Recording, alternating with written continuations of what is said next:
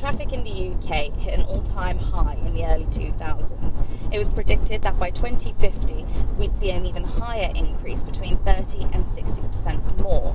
So it was proposed in 2006 that we'd have this new smart motorway scheme. It would mean redeveloping existing motorways by making them more environmentally friendly, by introducing technology to reduce congestion, and without broadening the motorways themselves and just using the pre-existing hard shoulders.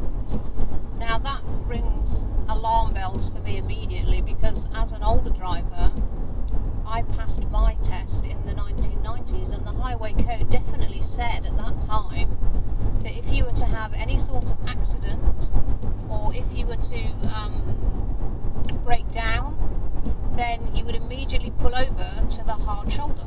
It was exactly this situation that Jason Mercer found himself in. Here's his wife, Claire.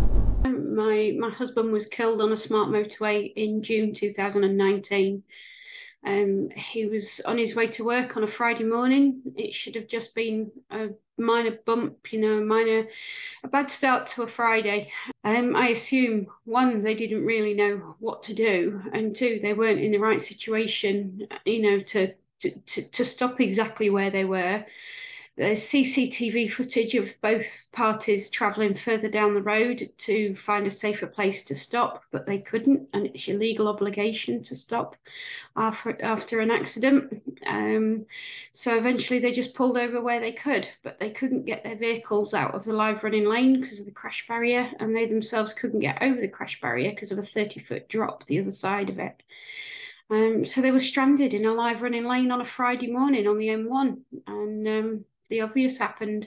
It was a lorry. It's almost always HGV vehicles because they can't maneuver the same as a Ford Fiesta.